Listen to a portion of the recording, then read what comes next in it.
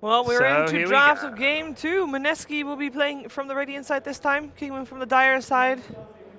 And then we saw some heavy discussion going on both sides. Yeah, there was a lot of chat. Yeah, so Probably because I'm it's looking forward lunchtime. They to- were like, what do you want for lunch? No, I want this dish. No, that dish. Yeah. Pointing out what they want to eat. The important things in life. Yeah, jeez. So both games, Mineski has banned out Broodmother. Am I missing something that Kinguin often plays, Brood? Yes. Very good Brood team. They are, I think in like a recent qualifier final, it was like the only game that they won was when they cheesed a Broodmother in. Okay. And the Panda Bear band. I don't think they changed their bans. I mean, the only other, like, I think Clockwork is kind of a hero all around. I mean, I love him, but I don't know why you'd ban him. It's kind of... But like, it's the openers, like Night Stalker, Rubik, like, I don't really care too much about those heroes. I don't feel like any of those heroes were necessarily OP or won the draft. So I don't think they really change anything in that regard. There is a change up though, because they banned the Dusa and left the Tiny out for Mineski first pick. So in turn, Kinguin had to ban the Tiny to prevent it. So it goes to show both these teams still think that first pick Tiny is well worth it, despite the 3-second cooldown change on top. Gotta kind of agree with them there. And Kinguin banned out Clockwork previous game in the first 3, and obviously, as you said, they didn't do that this time. Is that a hero that you feel like Mineski will put a lot of emphasis on? Will want to pick up early? Not really. I No? think They'll just go back to the Night Stalker. again, Clockwork. I don't think Clockwork core is very good. There's that SK. But Mineski are a bit better with the Night Stalker core, so it still leaves things open. Okay. Rubik is completely unsurprising here because last time they had Bane and DK. And Rubik is kind of okay versus DK, but it's mainly for the Bane. Here, he's got a Sand King. Both of those heroes are really good for Rubik. So he can steal Fiend's Grip pretty easily. He can steal Burrow Strike really easily. This is a fun Rubik game. So no need great for Rubik Mineski game. to change this opener.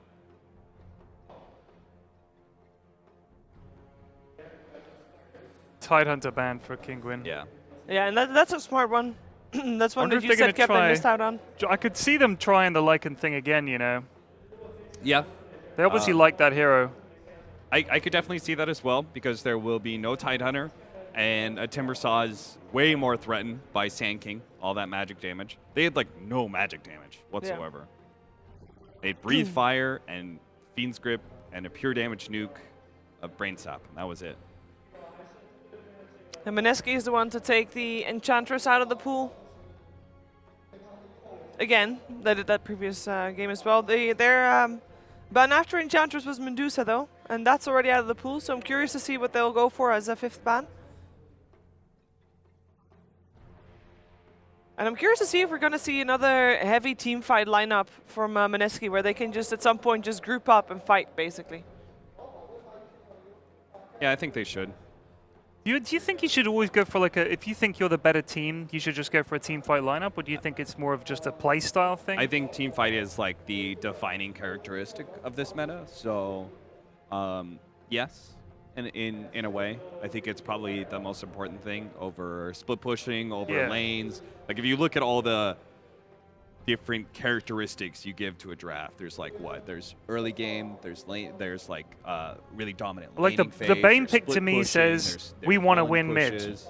Like that's what the Bane pick says to me, or a lane. We want to just win a lane super easy with the enfeeble. Yeah. So go ahead and pick a right-click hero because you'll be enfeebled and have a miserable start. That's like what the Bane pick says to me. But the Sand King pick also says we came to party and we're ready to team fight. Yeah. And we can build either way now. But why would you like, if you think you're the better team, like Mineski probably do, why wouldn't you just say, let's just build another team fight lineup? We'll just outfight them.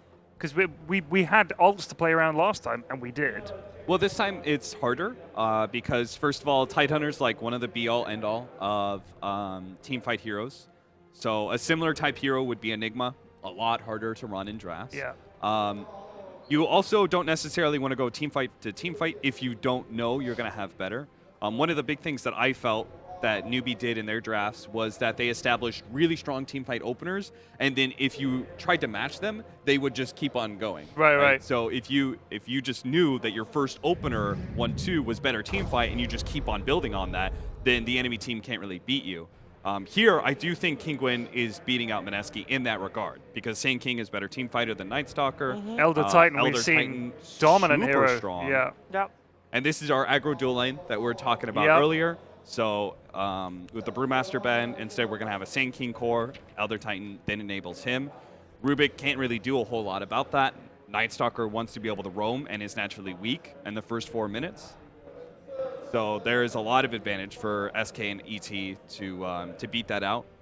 But in return, Mineski can still pick up like a really self-sufficient safe lane type hero, like the Lifestealers or Weavers or those kind of heroes that you feel won't be pressured as much. I'm a little worried in regard to the Elder Titan. It's not a hero that Kinguin actually picks up a lot.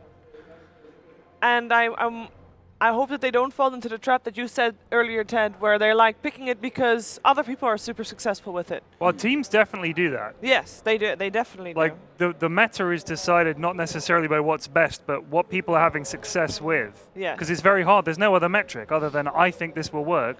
But why would you ever go for something that's a gamble when you say, whoa, did you see how well so-and-so did with it in that last series? We should pick that. Yeah. That's very tempting. I mean, Yeah, you tell your support, like, hey, I want you to start practicing Elder Titan. Right. I think this hero is really good right now. watch GH's games or whatever, and just copy him. Yeah. Omni Knight, I in turn instant pick up Razor, I think, for Kinguin against the Omni Knight. Because you want to make sure that you can still aggro dual lane.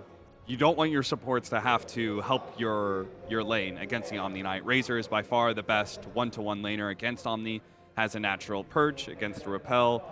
It wins 1v1s really easily. Hard hero for Night Stalker to be able to pressure as well. Yeah, the purge is insane. Because it like means he can basically never dive you as well, right? Like you're Yeah. taking so much damage off him that you could just chase him back again. Like 100 damage, the level 1, the zap. It's the crazy. Purge. Yeah, It it's is a lot of crazy. damage. I think it gets rid of Ion Shelled creeps as well. I think it purges the Ion Shell. Lycan, okay. So Lycan is not as good at dealing against Omni Knight, but he can, like, it's more of I will survive, right? He has natural regen. He can survive through Omni Knight's harassment. I still think he dies at like minute 5 when Night Stalker makes a rotation. Well, if it's anything to go by, Mineski rotated before minute 5 previously, so maybe Night Stalker is going to hang around bottom for a little bit longer. Or I guess in this case it would be top, around the off Oh, lane. Maron. So I thought this hero would make an appearance last pick for Kinguin. It's one of their like favorite carries, and like that's the thing. They like to be able to put Nisha on like OD, Medusa, because these are team fighting late game carries. I love OD, man. He is such a good hero. Why do you like him, Ted? Why? You just like disappearing somebody? I like that. I like the fact the in-steal is great. I just like the fact that I've got a very simple plan in the fights, which is stay alive as long as possible, hitting people as often as possible, and then I smash the their end, brains in drop with the the Sanity's hammer. Eclipse. I love Yeah. it. I love it. He's a dramatic team-fighting hero. He really is. There's And a you reason can- you why can do AC all always kinds of cool referred to shit. it as dropping the hammer, Drop right? It's the hammer. Yeah. He's just a cool dude. His voice acting's cool. He looks like a cool dude. He's like a kind of, I mean, I don't know why he's got so many legs, but we'll let that slide. I mean, he does look like he's been assembled from spare parts in a dressing up box because he's got wings, but he's also got loads of legs. He's got a weird kind of crowny head. Big 'cause he, scepter. It's like, what's going on here? It's because in Warcraft 3 he was, what are those stone creatures on buildings? Gargoyle? Gargoyles. Yeah, he was a gargoyle Gotcha. in Warcraft 3. So they kind of modeled him a little bit after that concept. I mean, it is a weird character design, if I'm Yeah. honest, but I do like it. Dragon Knight last ban for Kinguin. And that is interesting because how do you feel like Mineski's going to lane this? I would imagine that Nana would take that OD and go middle. But with the Dragon Knight ban, that has me a bit confused. I don't really know how, maybe OD does pretty well. against the pressure of Sand King ET. I honestly don't know how this works for a safe lane, but I think it's more likely that DK would be a safe lane hero against Sand King ET just because he's super tank. I don't know. I'm not sure. You'd be running a melee hero. Yeah. Then you'd be running a melee hero into Sand King, which is kind of difficult. So I don't know. Lumi's giving you the thumbs up. Yeah. Lumi, I'm not sure what about. Lumi approved of that, so Just generic thumbs up. they banned the Razor now. Yep. So do they think that there was going to be some sort of aggro lane or a mid lane? Gyro capture. Gyro. Well, we talked about the gyro earlier today. Is the early fighting core? But as like Cap was saying, Lycan can just kind of start punching him. The thing is, now you've got OD can imprison the Lycan, and they could run away, I guess, if they need to. Also, And I you think also have Omni Knight to protect Right, Gyrocopter. he can always It's help them out. It's a pretty different dynamic. You want some sort of team fighting hero, maybe what? Okay. What? Ooh, that's very greedy. No, I didn't get to do this previous game, and I know you need some time to think, so I'll go to you Yeah. first, Ted. Ted, what do you think is important for Mineski to do this game? I'm going to say what I said yesterday. Yeah. Win. Win, sure, yeah. A 2-0 is always good. It's always good. I mean, their team makes a lot more sense to me. So I think they just need to play their heroes, get the OD and the Gyro, decent lanes, decent farm, try and get rotations with the Rubik and the Night Stalker if they can, Yeah. and just apply pressure where possible. I mean, Sand King against a melee, assuming... actually, Lycan's going to go mid probably, so... Either way, I don't... No, wait. Yeah, I'm not sure how they're going to lane it I think that that's Lone well, but- Druid against the OD. You think OD Lone Druid mid. against OD mid, Lycan's safe? Lycan Yeah. safe lane. But he's They're gonna against try their Sand King aggro then, lane. isn't he? Right, Yeah. well, Cap, what is important for Kinguin this game? To draw out time, they really need Sand King and ET to have a good start to this game Okay. No, because Sand King's on their team. they're going to be like the defensive getting team confused. fighters that allows the Lone Druid and Lycan to be able to split push at times. I think they are more the linchpins of this strategy because Okay. giving Lycan or a Lone Druid a good game doesn't change the mid-game outcome. You need your team fighters to do well.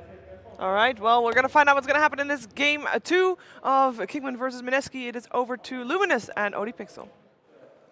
Thanks very much, Stephen. Absolutely. Game 2 now, Kinguin versus Mineski. Some similarities, some differences. Kinguin this time, again, looking towards that Lycan pick to carry them through.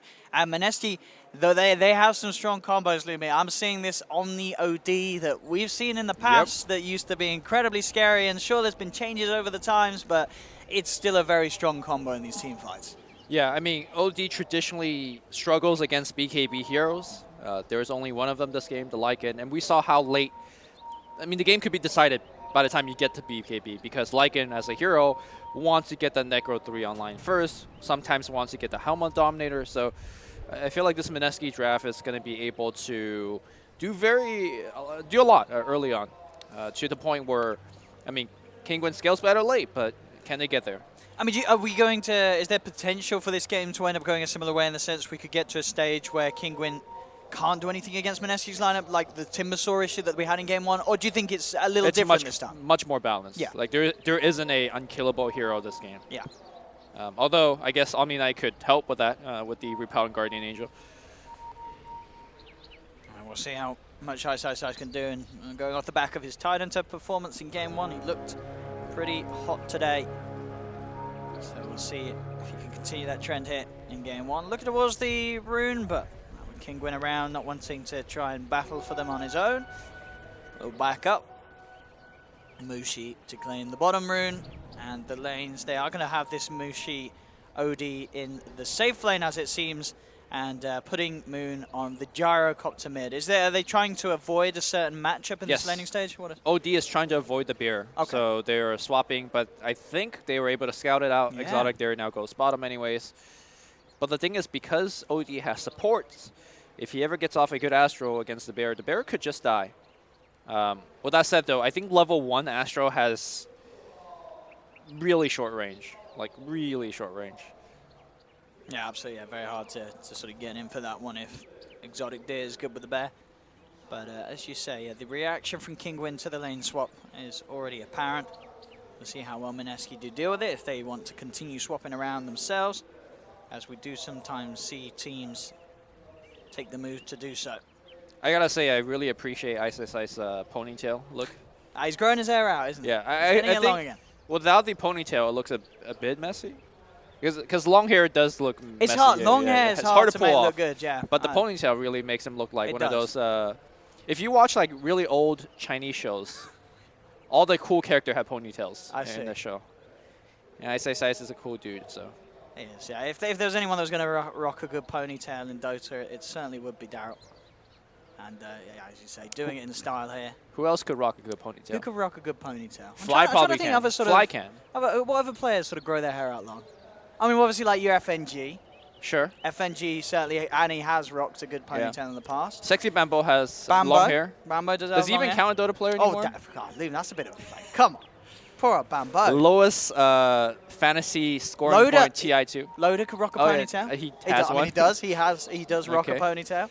Sure. Who else are we missing on the ponytails? There's got to be more. I'm sure there's some obvious ones. Trying to think who else we've I was seen thinking grow if there's their any hair out. Chinese players, but Chinese players always have short hair, right? Yeah.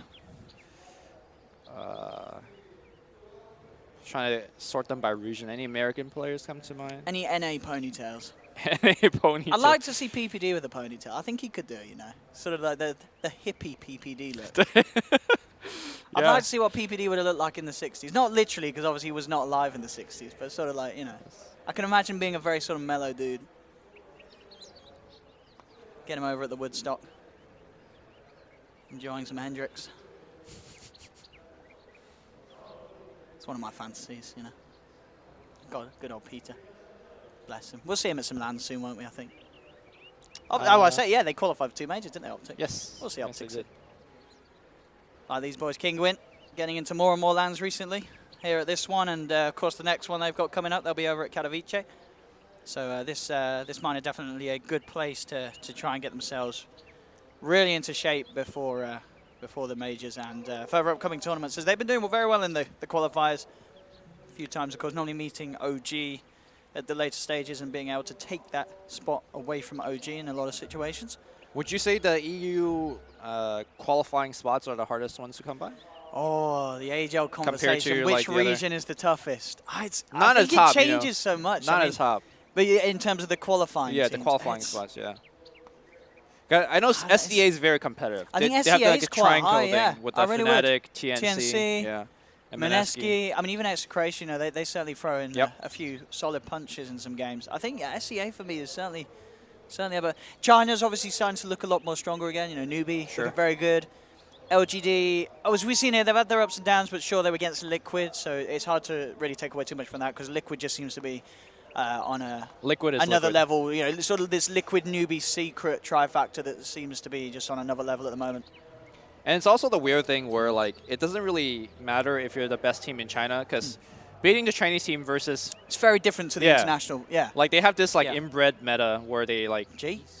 I mean I guess that's No, I probably mean- not a very good word. No, but it makes sense Yeah, yeah. Englishly. Let me use a different English. Let me pull up the thesaurus.com right now. They have a self-developed meta, Yes. and it doesn't Self-developed. translate very well compared to the rest of the world. No, I mean we see that at a lot of lands sometimes. You know, where like a Chinese team will turn up and they'll come out with this strat that you can tell is something that would absolutely work against the Chinese team, but Yep. they have to play a lot differently against the international teams, and teams like Newbie Oh. have showed us that they're very good at adapting to that. On that note, like we saw last ban DK, right? And then I yes, I we think did. the Last panel, about DK and yeah, the Razer panel was were like, the final oh, two bans. it's like that's a little bit weird. But DK has been run as a safe lane in China, like It a has, lot, yeah. more than actually mid. Then, So I mean, either of these sides could certainly pick it up. yeah, As that's a- why I was giving Cap the thumbs up when he's like, oh, DK is going to safe lane. I mean, do you sort of rate the DK safe lane? Do you think Yeah, it's good in certain situations? So DK mid used to be a hero because he wants the bottle. I mean, it still is. Yeah, we do still. Well, he doesn't get the bottle anymore. Sure, so he didn't so have he's the not bottle. like tied down to the mid lane. Sure. He's also not as level dependent because like he just kind of sits there and farm. Like think of him as a Lycan, right? Lycan has his passive, Absolutely. DK has his passive. Yeah, you can't really bully him out of a Yeah. lane. That easily. The better thing with DK is like he could bully other people out of lane with brief fire. So the sobering is there, you know, for him to finish and starts dominating the lane.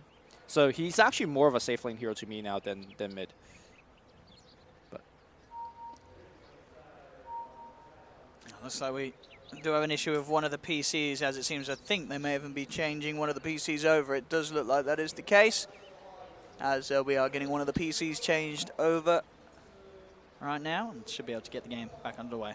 So I'm still struggling to think of any good NA ponytails from any of the players. NA ponytails. Still on ponytail train. Nobody has long hair in NA. It's just not a... Let me think. I mean, I just know as well, if we had the chat open, they'd be screaming names at us. Like, how are you forgetting this guy? His amazing man buns, his man ponytails. Do we even have, like, a ton of NA players anymore? Oh, come on, there's a lot of NA players, Lee. Like good ones? We've got good NA players. I'm just, like, pulling out the shotguns. As an EU, I will stand up for my NA brethren. Okay. You know, and say they are very good teams over I mean, there. I left the region, so my loyalty to NA is gone. Are you all about sort of what the Chinese dotes at the moment then? SEA. SEA, you're still SEA. representing Yeah. SEA dotes. Okay. Nice, your boys. Any of the Korean boys rocking a ponytail? Well, No, they're all short hair. Well, they sort of like shoulder length at least. No one's sort of going past the shoulder Is length point. Febby rocking the ponytail? at all? Febby always has that very sort of nice sort of bob, that sort of cut that Yeah. hangs, you know, they're very, bob very... cut. The bob, you know, sort of, yeah, you know, it's got that nice little bounce to it. Can one have a nice bob cut? I certainly can. Okay. I think Febby's got very nice hair. Okay. Absolutely. And I tell you, some of the NA teams are good with the hair, though. I'm thinking of like sort of your EGs. I know Crit, he's sort of a resident NA, being Yeah. part of EG. Fair very, enough. very good with the hair, Crit. Can I Very call well out maintained. a fellow Redditor named Oh. Dota 2 Analysis? We, Have you read the stuff that he has written about? what's he written about? Then? He goes like tell me mathematical. about this like, Redditor. he goes very in depth into detail, at length, writing about like, I don't know, if Earthshaker Echo Slam in like a Metropolis, how much damage will he do? You know, and he like maps it out. Okay. So I it's mean, I'd basically- imagine that. It's a that's very gonna do a serious lot of shit damage. post. Basically, this is what he does. Wow. So I want to call him out, and I Was want he him wrong with What? some of his analysis? I analysis? think Was he for wrong? the result for that one is Yeah. that it wouldn't do any damage. It wouldn't do any damage. Yeah. Why? Because Earthshaker is a fictional hero in a video game. No, Earthshaker I think is very shitty. Is what he He's just so he went through this entire analysis just to flame Earthshaker and say Maybe I don't the know. hero Maybe is I read bad. it wrong. Anyways, I want him to check out Yeah. like if there's any correlation between hair length and win rates. that is a good stat to look up. Because Loda won a TI, Loda did win a TI. and then there's Sexy Bambo on the other side. So it's like I don't know if there's. What's this flame on Bambo? I mean, come on, Lumi. I love Bambo. We all love Bambo. All right, we're back in, yeah. as we'll be able to see. If Ice. Oh, and the hair one more can thing do about it. hair. Sorry, Yes, fluff and stuff. fluff and stuff. He's got Has some a- lovely has a- curls. Yeah, it's very unique haircut. All right, back in the game. Right, what we got? So as we were saying, we have Nisha on this top lane dealing with the Ice Somni. He's got the support back up. Bottom lane, they've found this matchup, Kinguin, of having the Lone Druid against the OD. But OD, he does have that dual support backup. Top lane, they're going pretty hard in onto Ice. And Ice, Purification, a couple of seconds. He's got the Tango. Oh, I think he'll be fine with the salve, some good jukes as well. Yeah, he's going to be able to keep himself okay, and Nisha doesn't want to waste any more time looking for him as he goes back to the CS. So nice jukes there from Ice. And this mid lane, so at the moment, having Patos on the Sand King in the mid, of course, with having both the Lone Druid and the Lycon on the side lanes. So SK versus Jara, not really the 1v1 mid that you see every day. A little bit different here between these two teams. I mean the real mid lane is the bottom lane. Sure. essentially. As it has yeah. been for, in a lot of this meta, I guess, yeah. Yeah. So And in this game as well, I think both Yeah. of the mids wanted to dodge each other, or rather the OD wanted to dodge the bear, so he went bottom. I think the problem here for the OD is that he is, I think, the more level-dependent hero between the two. So the fact that he is getting 2 support sapping experience is not very good for him.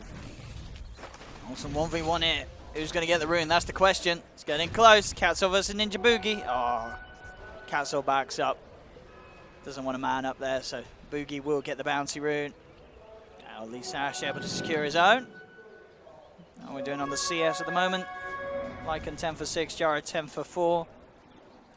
The core that's furthest behind is going to be Ice and Exotic Deer. It's only very slightly, really. We're just 2.5 minutes in. No one really getting entirely zoned out of the lanes. Everyone able to stand their ground.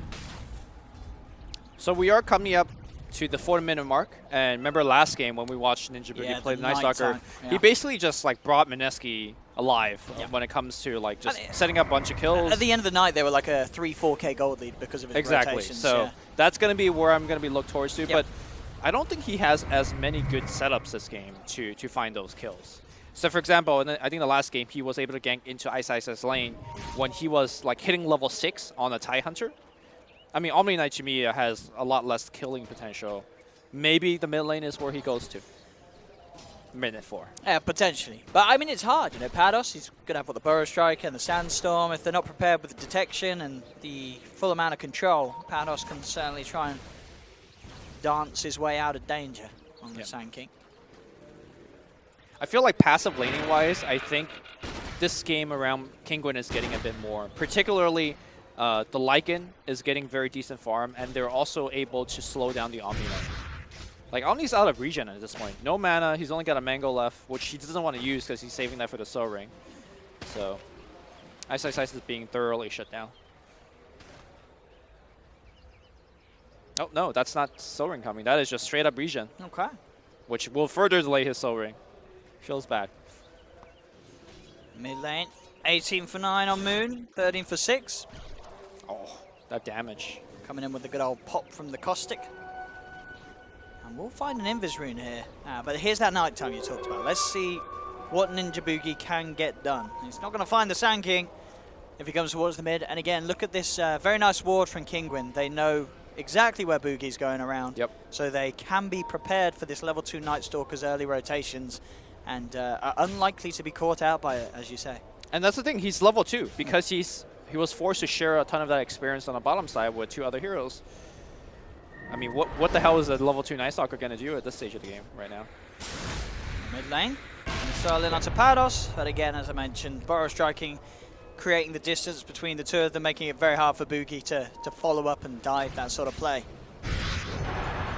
But still, it's not like, you know, Mineski, they're not losing the lanes, they are keeping very even. It's just that they aren't going to have sort of this early moves that allow them to get that early advantage that they had in game 1. And when you're not pressuring a Lycan Lone Druid lane, I feel like they're going to get a ton more impactful items in the mid game. We're talking about Necrobooks and Radiance likely from those 2 heroes, and they could really run away with the mid games once they could just go to those items unharassed. I mean, we saw the Lycan struggle mightily last game because Kinguin was forced to take team fights to prevent Roches. They were forced to take team fights to, you know, prevent their tower being pushed. Whereas I feel like Mineski is not really going to be able to pressure them in the same way that they did last game.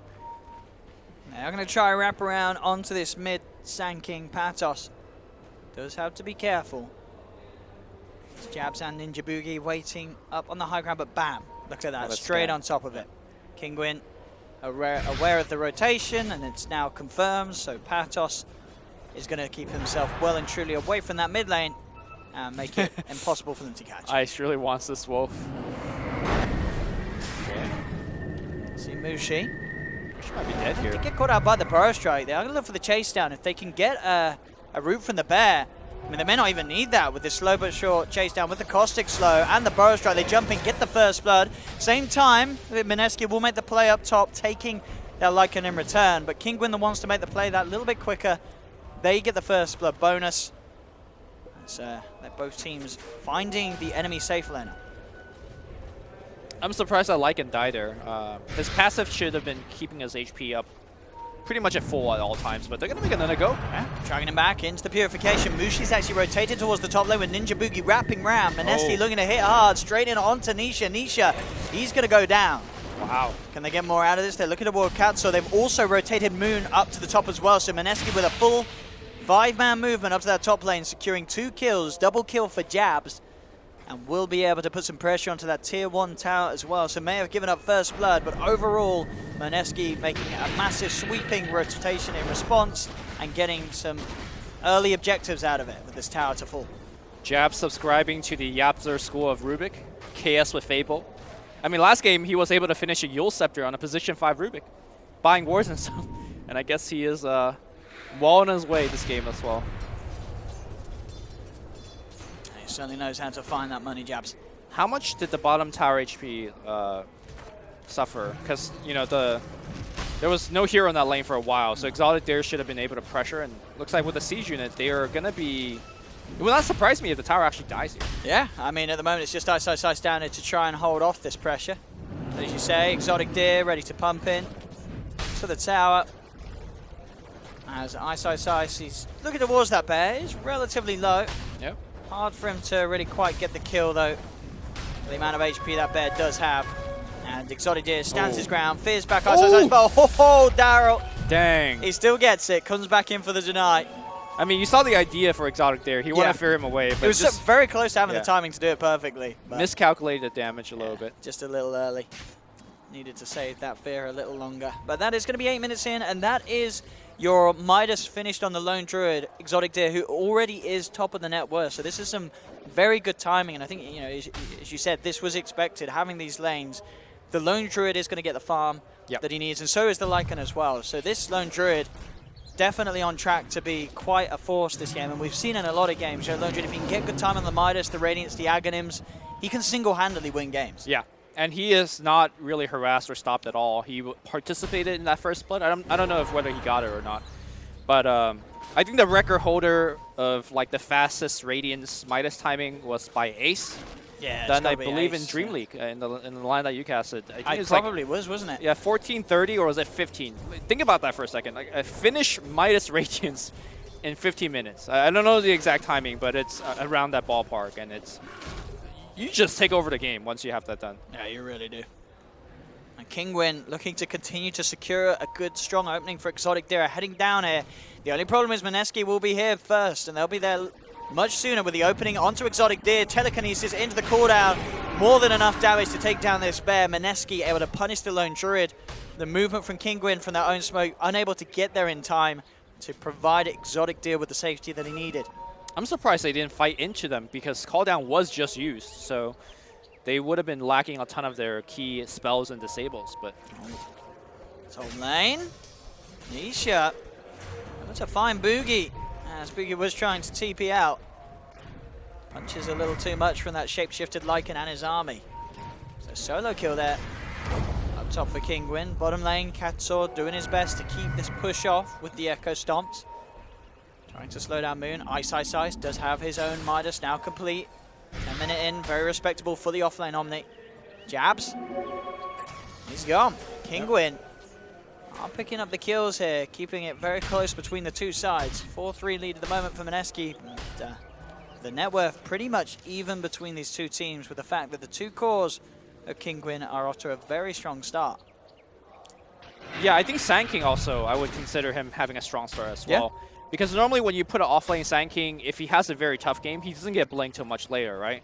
And that's something that the panel touched on, where Cap said, look, if you're going to win the mid game, you need a good Sand King initiation game. And look at his farm. Because he was mid, he is going to get his blink right about now, which is so much earlier compared to the standard offlane Sand King or even position 4 Sand King.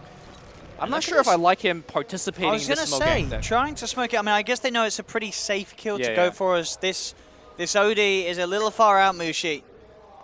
So Kinguin know that they've got a good chance with him. With the Astral already being used, there's very little that Mushi can do to react to this one as they commit with the Epicenter, claim the kill. There's that blink, okay. And there it is indeed. That's always a worry where you're like 100 go away from blink, you go for a smoke gank, you die, and you're like, well, you know, feels bad. But he did all he needs to do there, and Blink's online. So I'm not sure whether we pointed out, but Ice has also finished his own medallion, or Midas rather. So he's looking to play a little bit of catch up. And he's going to be doing pretty well. I mean, all 6 cores in the map at the moment, they're farming fine. You know, 4K at the lowest, 5.5K coming up as the highest for this Lycan after the kills and such that he's managed to get, along with the space. Setting up to be a much closer game than what we saw in game 1. Mid lane. Oh, Patos! Oh, no. Missing the Burrow strike there on Mushi. And that will cost them the setup that they needed to maybe follow through. Now, at least Ash did have the Fiend's Grip, so Kinguin almost certainly wanted to try and find that kill. So in the last game, one thing I pointed out was Mineski was able to utilize the jungle much better. Like the game, they mostly fought a lot, but Mineski had the time to stack. They were able to clear out the jungle, and as a result, they pull ahead. I think this game it's going to be a little bit different because Kinguin has these heroes that will utilize the jungle very efficiently. You got the Lycan Radiance, or sorry, you got the Lone Druid Radiance. Lycan Radiance. That's a new build. That is. And so he's going to be able to farm quite a bit, but looks like Sand King's going to get caught Found here. him again in the tree line. Ninja Boogie able to sneak in and catch him from the darkness. Not really the sort of the effects you want to see just after your That escape. is a meteor hammer on. Excuse me? Yes, on the OD. 13 minutes. That's got to be, has to be the fastest meteor hammer timing on an OD. Well, I mean, maybe the only meteor timing on an OD. You are right. The only. That's also the slowest Mushi. meteor timing on an OD. Meteor hammer. I mean, it did just get a buff. Yes. The cooldown was got reduced. Significantly. It's like, what is it? Was it 35 to 28 or something like that? Yeah, it's Maybe very, more. very short now. So I guess the idea is Astro I guess. into the hammer. I mean, he's getting run at Mushi. Yeah.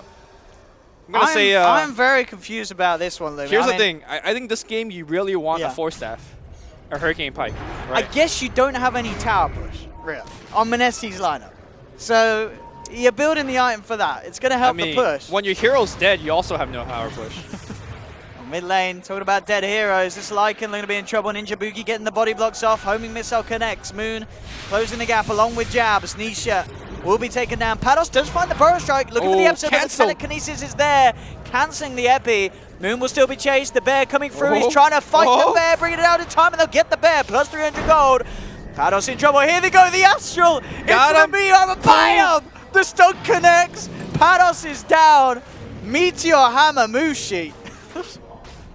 I mean, I like it. It's this sort of innovation and different approach to the game that you would absolutely get a 6-month ban for in pubs. But Mushi, he's making the plays. I feel like if you get hit by Meteor Hammer, your career as a Dota player just ended. It's the ultimate BM. Yeah. Absolutely. And as you say, you do have that setup. And you saw the timing there. You know, Mushi, this man's been practicing that. Yeah. He's been in his pubs, rushing brown boots, Meteor Hammer. Do you think Mushi would have a 6-month ban? No. This man, he's untouchable in the eyes of the SEA boys. He's a legend. No, you wouldn't dare report Mushi. I would not be in the same game as Mushi, so I can't report him. Maybe if he keeps putting Meteor Hammer, you will soon. You know. Fair enough. He's going to be on his way down. Looks like Sand King was caught right outside his base. Oh, and look at this down bottom. He's got the Burrow Strike. Okay, well. Ninja Boogie wants to chase for this. There is going to be a homing missile. And with that void damage, he wants to kill though. Yeah. He did not want to give that to Moon. He wanted that for himself. Doesn't quite get it. Same time down bottom, Nisha able to run in and catch out Ice with the backup of Bane. You got to go in there for that earn charge and the experience. Yeah. That is true. Meteor Mushi pushing up top. Moon, actually down bottom. He's going to waltz into Elusash, but looks like it's a nightmare and a disengage as TP reactions are coming through from Mineski, and Kinguin will get themselves away from danger just in time. So I imagine now if you're Mineski, do you think you are just looking to take these towers? What's Mushi queued up after the Meteor Hammer? That's what I want to see. Where does this build go? Power treads? Finish the treads, all right. I hope Back to that he's going to normality. go back to the normal items like a Hurricane Pike, Blink Dagger, that kind of stuff. Maybe a BKB, but you have an Omni Knight, so you could delay that BKB if you like. But you just need a way to get the Lycan off of you, right? He's going to run at you, and Force Staff is probably the best way to do so. I guess you could Meteor Hammer on top of yourself. Absolutely, Just Meteor Hammer the at Lycan. me. Yeah. He's not going to expect that.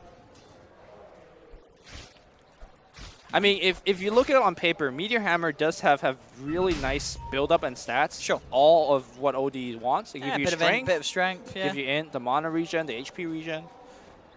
It's really a nice item. Just maybe not something you expect your safe laner to be rushing. Yeah. Something that's a little different, but hey. I do so think that, far it's doing some work. I do think that Meteor Hammer to me is one of the less explored items.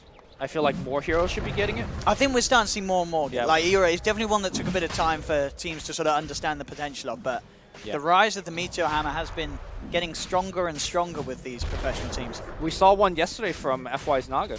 Yeah. So- Oh, with the Naga Siren, it seems to be like almost core. How good it is. You know, the setup from the sleep into the Meteor Hammer is very strong. Okay. And as you say, overall, it's not a bad item stat-wise, and the utility for pushing, cleaning waves up, getting some damage on towers. It's all very good. Kinguin, though, with the space for Roshan, Mineski unaware and unable to get a look in. So Nisha able to secure himself the Aegis. Mineski will push in up top as they do get a tier 2 tower for the trade. Kinguin will find that tier 1 mid. John's popped by Moon, but not going to be able to quite chase down the army of Kinguin as they will successfully disengage and get out of there. The Necrobooks are really, to me, a necessary evil in this game for Nisha. He can't really go for the standard, or not the standard, but the old school, like, hey, I'm going to get armlet, right-click your Lycan build, because you just get Astro in fights. But your Lycan summons are also just getting killed by flat cannon. That's why a lot of the pro players do consider Gyrocopter as one of the more decent heroes that you could pick against Lycan. You could just kind of whittle his army down pretty efficiently. I'm trying to think, there's no way that Mushi accidentally built the Meteor Hammer, is there? No. I mean, no. No. You know, there's some items that you try to build, but then like they queue into a different item, or like they combine into a different item rather. But I don't think that's the case. And we've seen him actually use it to great effects. He has, yeah. We've seen the one Astral combo into it. I want to see some more of them. That's for sure. Mid lane. I don't recall if OD has any like cast range increase now, right? There we go, I look don't at think this. so. Oh, that's an initiation. That Bam! is- there we go. They're set up into the cooldown. Meteor Hammer doing it for the sidelines. Pados will come in with the epicenter, but the defensive Astral comes through. Fiend's Grip has split it onto Mushi, but Mushi's still fine for now. Pados falls back as Boogies tries to move in. Nisha running in with the ult, but the GA's out just in time. They turn with the Sanity's a clip. Nisha falling ever so low, being blocked up by Pados as he tries to escape. Katsuo, the one to be left behind, as Kinguin were first to take a casualty in this team fight. Bane also in trouble as LD Sash tries to get the Fiend's Grip out, looks towards Jabs, but the stick charges keep Jabs alive. Mineski able to take two. No, the Meteor Hammer from the sidelines, setting up onto the Lycan. Not enough to get the kill, but certainly enough to kick the chaos off and allow Mineski to come out on top of the team fight. You just don't expect a Meteor Hammer defense, really. It just hit you. Career ended. Oh, man. He's got his force now as well, Mushi, so a lot easier to get into position and out of position once that Lycan comes running at him. Also, as we saw in that last team fight, defensive Astro is going to be very powerful this game, right? Against heroes like Bane and Sand King, who needs to initiate himself into the team fight. I mean, Lycan had Aegis, so he didn't die, but if he didn't have Aegis, that fight was absolutely a disaster for Kinguin. Well, Lee Sash eyeing up Jabs and Moon in Mineski's jungle. He doesn't have Fiend's Grip, so it's going to be rough. Maybe Nightmare and let the bear run close. Gonna look to it. Ninja Boogie. Slowing down the bear. Jabs coming in with the telekinesis. They're trying to beat into this bear for now. Telekinesis flies down, but Jabs is the one in trouble. Falling low. Oh, the purification though coming out just in time from Ice, keeping this man alive for now. Still goes down. As Katsuo will find him with the spirit. 1 for 1. Mineski still seeing if they can chase. They'll look towards the bear. Bringing it down low, but Katsuo throws the Yules up onto Moon. Defensive Meteor Hammer, just in case anyone moved in onto Moon. They have the Astral to protect Moon from the Earthsplitter. Look at Nisha though with the wraparound, bringing the army in. The Burrow Strike from Pados. They've set up for the double kill. Nisha, he's taken down 2. They're going to be able to get the team wipe by the looks of this one. Repels onto Whiteside's Ice. It's not enough to save him. Nisha being enabled, going absolutely ham in this team fight as he runs from target to target under the cover of Shapeshift. Big team fight win there for Kinguin. They'll claim a tier 2 tower as well. And just catching Mineski in what appeared to be quite an awkward position there out in that bottom lane. Yeah, I think that was the classic let's save our teammate syndrome, where they kind of stay in the fight a little bit too long, trying to save each other. And as a result, everyone got caught. Here comes the Meteor Hammer defense. Wow. I mean, Did the job. They're out of there. They see it and they're like, my goodness, we can't push into that. he also had to buy back for that, so I mean, like, it's whatever. Full Crimson Guard on Ice certainly will help against the the army of summons that Nisha has been throwing at them. Nisha, as we've been saying though, having a much better game this time round. Top net worth, BKB complete on top of the level 3 Necro. Having a very strong Lycan game, and we can certainly see why Kinguin were very set on drafting the Lycan again, as they obviously have their comfort found behind this hero. It's just one of the stronger heroes in this patch right now. Not only in the fights, but for example, what we saw out of the Roshan sneak, right? He just basically smoked himself in there, kind of like Ursa Light was able to take down the Aegis, or the Roshan rather. So just a powerful hero. BKB into AC, standard build for Nisha will be the plan this game. The Mask of Madness now finished on the bear as the Sloan Druid continues to be bigger and bigger, and as we say, Sloan Druid, the Radiance Mask of Madness, and we'll see what he goes next. Maybe the Aghanims or the ACs, depends what his preference is, Exotic Dit. I do like the Aghanims quite a good. Yes. I mean, apart from Gyrocopter, I feel like the Mineski's team, one of their weaknesses is it able to clear creeps quickly enough. And yeah, they don't have the best wave clear. Yeah, I do feel like Gyro. similarly to yesterday, the way that I think Matumba Man was playing it, you just kind of rat them. He did, yeah. Matu had a sort of standard game in the life of a lone druid for those that are very strong with a hero.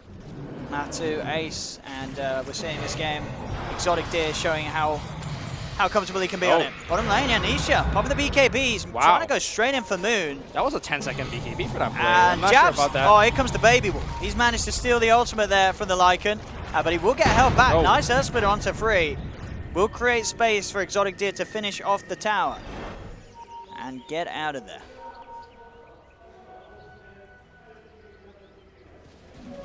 12-11. 5k lead though for Kinguin with these towers that they've been able to take. This farm that Nisha's been able to find. 15k net worth. This AC it's coming in just as quick as he's finished off the BKB. It's incredible amount of farm and space that Nisha's finding in this game. By the way, one of the other changes about the new patch is that BKB, I believe, now have a constant 70-second duration. It does. Not duration. I don't know. Cooldown. 70-second duration. BKB. I need to read these patch notes. Good item. Good item. No, so it used to be that the lower duration of your BKB, the faster it cools down. So, like in the late game, if you miss pop a BKB, it's not the biggie thing, right? It'll be back up in 55. Now it's gonna just be 70 flat. Yeah, absolutely. Yeah, there used to be a good side to pop in the BKB, but as you say, and now it's just all downside. It's all downsides. Yeah. BKB got the nerve. It certainly did in that sense, in the long run at least. But having that constant time, which I think that was certainly necessary with sort of the addition to cooldown, reduction talents and items. Sure, yeah. You needed to be a little more careful with how the BKB interacted with that. Patos will miss that initiation, and looks like they're gonna probably just hang back. Yeah. I think if you are Kinguin right now, you just wait for the second Roshan. They have multiple heroes that could take it. Yep. And you force Mineski to come to you, because unlike the last game, they don't have any kind of stellar team fight like Ravages or Exorcism. So, I mean, I think they realize as well that they have this lead, and Mineski's lineup, I mean, again, sure, we saw the Meteor Hammer combo once from Mushi, but you have to ask yourself, if he did go for a more traditional build on the OD, would he have had more of an impact in this game? Because he's 0-4-6. We saw like one combo, that was about it with the Meteor Hammer. Other than that, it's not done that much for the team. Yeah, I mean, because it's your safe laner as well. This was your safe lane carry. The thing is, I think this is just not a good OD game. Not that his item builds is really hurting him. Maybe it is. Like, for example, he would have a finished Hurricane Pike by now. But, for example, like, OD just can't right-click in the face of the Lone Druid Bear. He can't right-click when there's an army of summons running at him. He's lowest hero damage in the game. He can't actually do damage. That's the problem. Like, it's just not a good OD game. I think, at least. So maybe this is what you build in the adversity of a bad OD game. You build bad items. It's not that bad, actually. Look at him. Look at him go. Easy creep wave. Didn't stand a chance. Oh, take the doggy as well.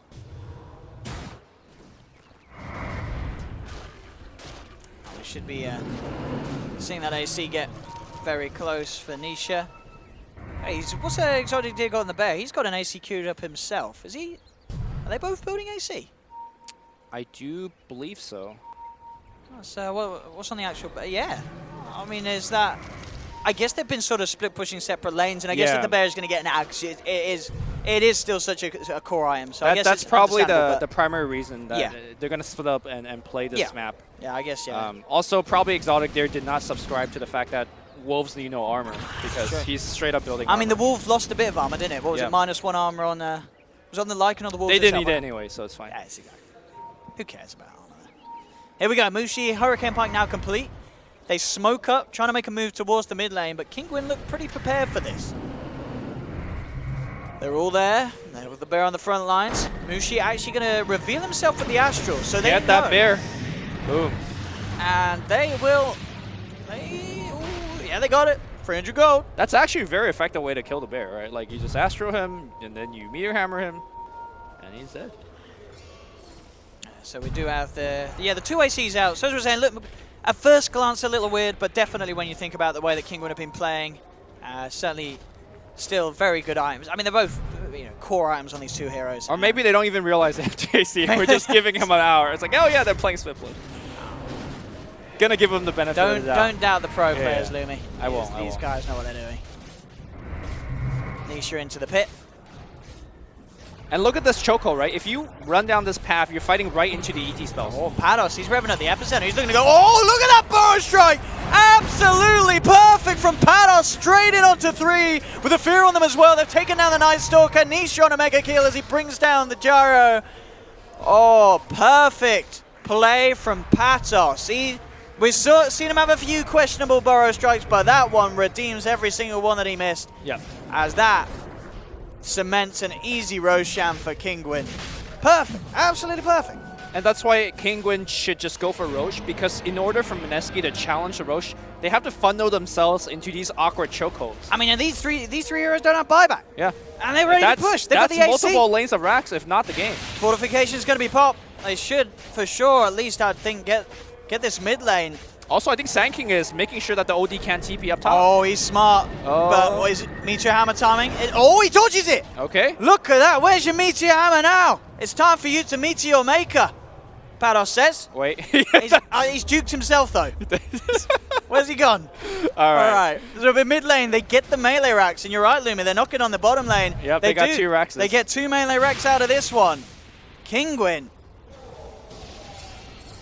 doing it in style. 16k lead, 30 minutes in.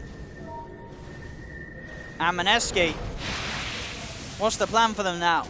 How do they come back into a game like this when the pressure is up? So OD is having trouble dealing damage because these fights are not lasting long enough for him. Like, the power of OD is you sit in the fights, you smack maybe 6 or 7 times, you get a ton of stats, and then you ult. But the fights are not lasting that long, so I feel like OD has no impact at all. And then Gyrocopter is, to me, is not itemized enough to repel the pushes. Yeah, the farm's just seemingly not been there for Moon. Yeah. I mean, just look at the difference between Moon and the two goals. I mean, sure, they managed to get 2 racks, multiple Roshans in the towers. That's certainly what helps have them have this sort of lead. Very significant at this stage. Basher is also there on the lone druid. It's also that the Mineski is not hitting their peak timing, whereas Kinguin has hit their peak timing. So we go, Nisha. Got to watch out for that Meteor Hammer. He's out of the way of it, runs back in with the BKB. Pados jumping in straight away with the epicenter onto Moon, the Fiend Script. The stolen Fiend Script from jabs out to Nisha, but a quick duels throws the Rubik up into the air. Nisha going from hero to hero. The BKB has worn out. Mushi has the Astral. He's looking to hold him down. He's got that Meteor Hammer. He's going to throw it down onto the bear, trying to stop this push, but the melee racks up top are already on. Pados takes home in a missile. There's the Sanities. They've killed the Sand King, but that's it. They're losing their racks, Mineski. And there is nothing, as it seems, they can do to really put a stop to that of Kinguin. They may get an extra killer as Mushi comes in with the Astral onto Elisash. They will punish the Bane, but Kinguin, of course, not worried at all about losing the 2 supports. Maybe Nisha, though. He does have Aegis, so if they can keep him alive. Katsu comes out with the sleep. The bear, look at it ripping to Mushi. Mushi just getting torn apart here. The Crimson Guard's out. It's enough to save him. He's still alive. The team keeps him up strong. There's going to be a buyback from Pados. Mineski looking to take down this Lycan a second time, but already the Night Stalker gets punched in the face by Katsu and his stapler. As Kinguin ready to push back in off the buyback of the Sand King potentially. There's no Night Stalker for 40 seconds. The base of Mineski in absolute shambles. And they're running at Mushi. Mushi needs to get the hell out of there right now. Don't worry, that boy's got a Meteor Hammer. And a repel. Probably. Here we go. Meteor Hammer time? Nah, still on cooldown for now. Okay. Needs more of a buff, Mushi says. And now they're going to just go for the straight racks. Yep, that's going to be triple lanes of racks here. Nisha will take it down, and he is out of there. It just feels like a guarantee before this game. They were talking about the patch, and someone on Mineski told Mushi that Meteor Hammer got a buff, and now he regrets telling Mushi that. Look, I'm going to stay with the fact that this is not a good OD game.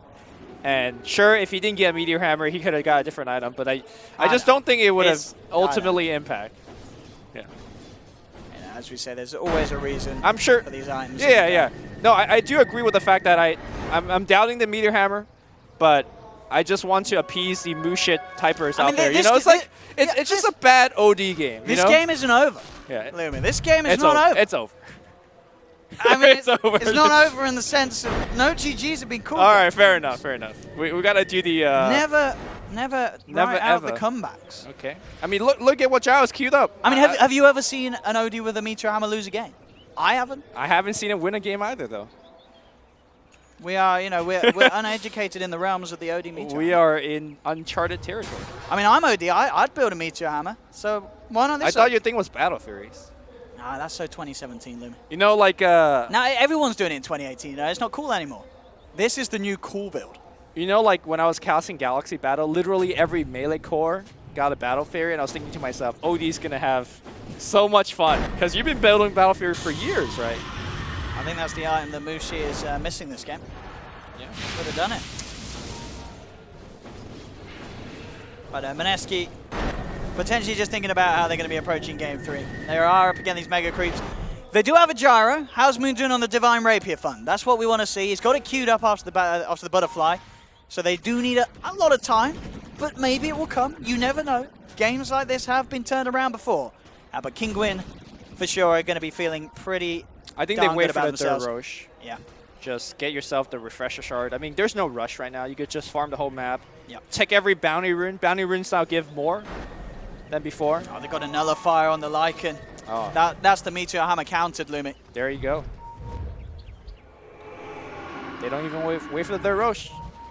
Just walk in there. There we go from the smoke. Does anyone dare come out the base from Mineski? That is the question. And here we go. Shapeshift popped. They're ready to jump in. Straight in. Here we go with the epicenter onto the gyro. What's the reaction they've got? Splitter out to 3, but they have the GA. Jabs trying his best to hold them back as he comes in from the sideline. They have dropped the Meteor Hammer, but they've already lost 2. Mineski, Kinguin going from target to target. Nisha will be forced back, but Pados dives in deep with the Bow Strike. Abyssal Blades there from Exotic Deers. They hammer down onto the gyro. They will buy back Moon, trying their best to hold on to this game. And they're pushing Kinguin back. I mean, that's the go. There goes the Divine Rapier. Hammer. Buy it! All right, you got the bear. Bear is countered, or is wait, it? Keep that bear alive. Oh, the Meteor Hammer damage over time. You can't ride it out. Mushi securing himself 300 gold there. Oh, that man. almost paid for the item itself. He needs to do it about 10 more times, and it will. Yeah, I mean, look, he killed the bear like about 3 times already with the hammer. This is, I mean, I don't think a bear stands much chance against a hammer in real life, and this game proving to be very true and Pretty accurate. sure the bear just eats the person that's holding the hammer. I don't know, dude. I mean, this is true. By the way, in the last team fight, the hammer's not going to do any good to his, digestion system. You don't want to swallow hammers. I guess you swallow the arm that's holding the hammer. Right? I guess, yeah, the meat and bones help sort of wash it down. Katsor revealed the fact that he had a BKB as well. Like, Okay. I think this game is just to punish Mushi, right? Like, this is literally the most terrible OD game ever. Everybody has a BKB. What the hell is OD going to do? It's a tough game. Kinguin, as we saw game 1, they certainly suffered off the back of the draft, and I think, it's gone the other way, as you've been mentioning. This time round. Oh, grip the courier! Grip the Touch courier! It. Touch it good. Oh, the repel to keep that courier alive! Oh my god, here comes the Meteor Hammer again! Was it Wizzo the Wizard or something? He's out of there. And now the turnaround. They've got the dude. grip. Oh my goodness, that's a dead Lycan. Mineski. That's a base defense, right? That there. is. Good job. Good luck pushing without a Lycan for 75 seconds. He's Yeah. gone. That one with a stolen Fiend's grip from the Jabs Rubik. Oh shit! Don't count them out just yet. Yeah. We might be in for a long one. Jabs he's tired of this meteor hammer rubbish. He wants to win this game. Dude, Jabs has been playing so well. Earlier when Mushi force-staffed himself into 2, where remember he almost died? It was the purification from Ice, and Jabs still like savage roar. He was able to like essentially ravage the enemy team to save his carry. So, Jabs, man, holding it together. Oh, look at this as well. The smoke up whilst behind.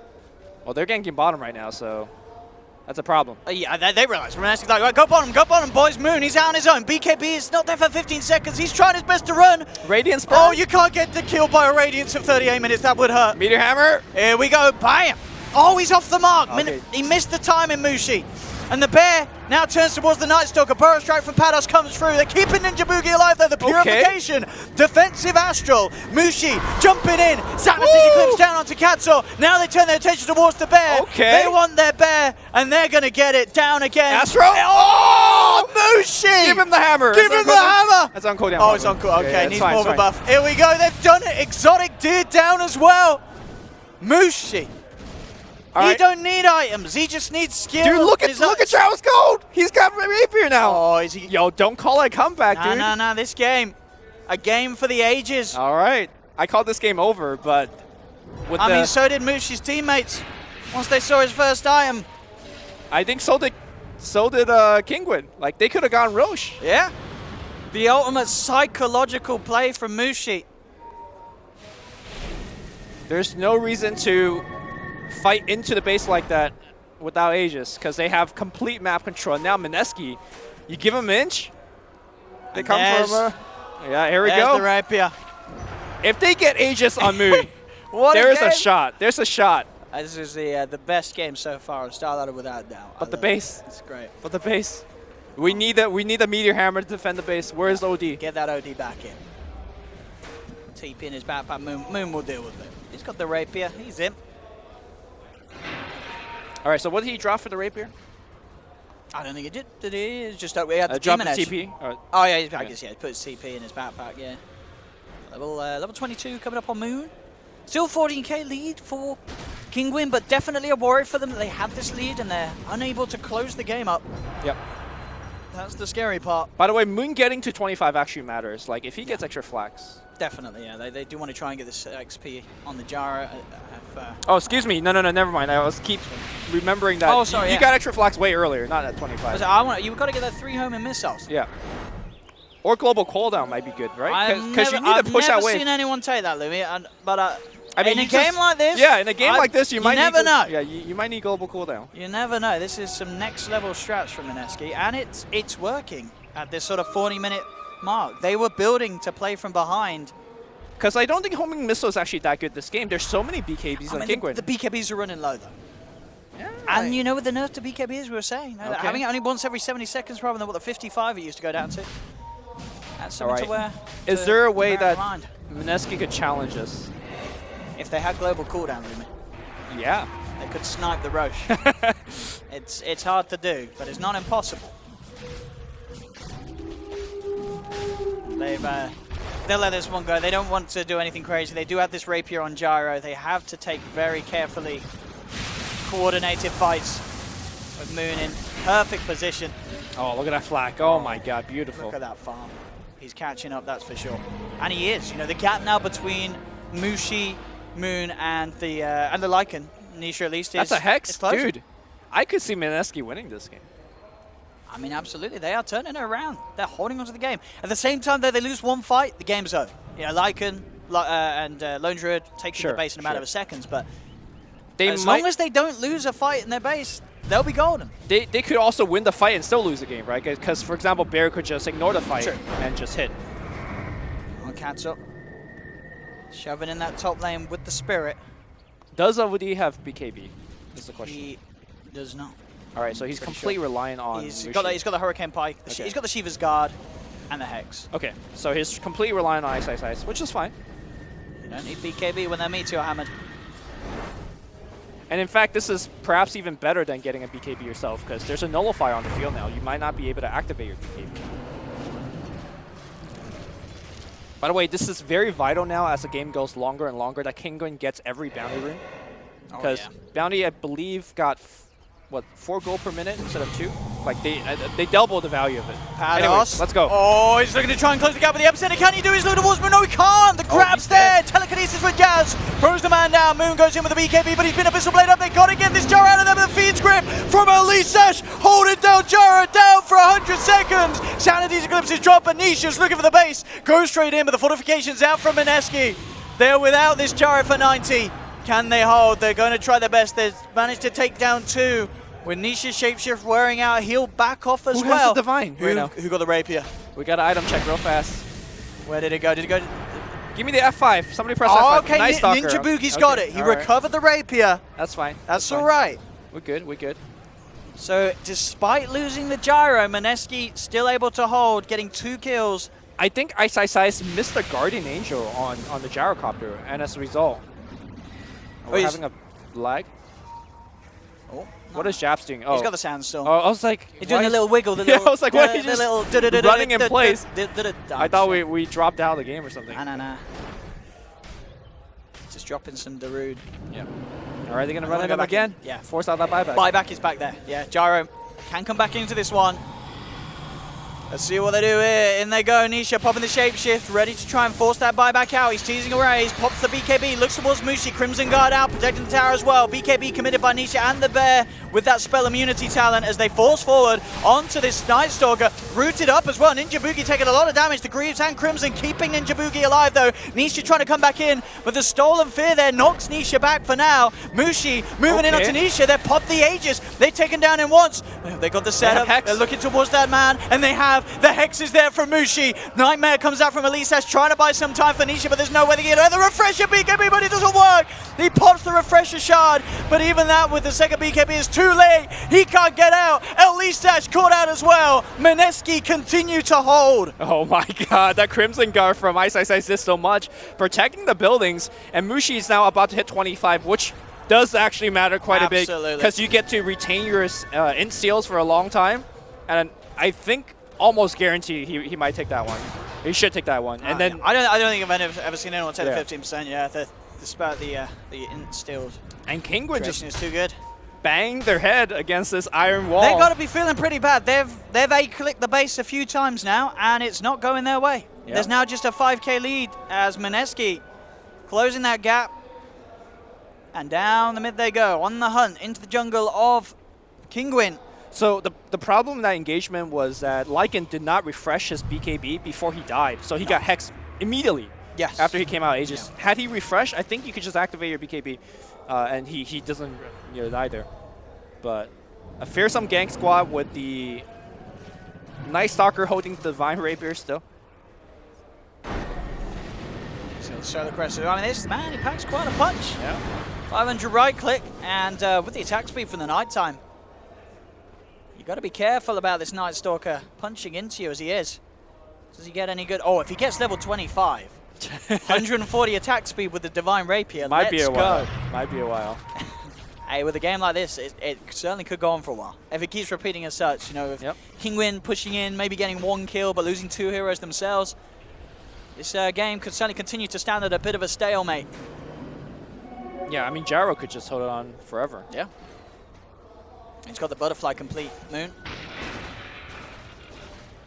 And does, of course, forfeit the buyback, as buyback only available for Mushi in terms of the monetary sense at the moment on Mineski's lineup. And we'll see when Mushi goes with his items. I really hope he doesn't have to sell the Meteor Hammer. I'll be bitterly disappointed if we see that item get traded out for something else. He might sell his Power Tread first. Between Force Staff and Blink, and the fact that you're stuck in your base anyways, there's a fight bottom. Or might be a fight.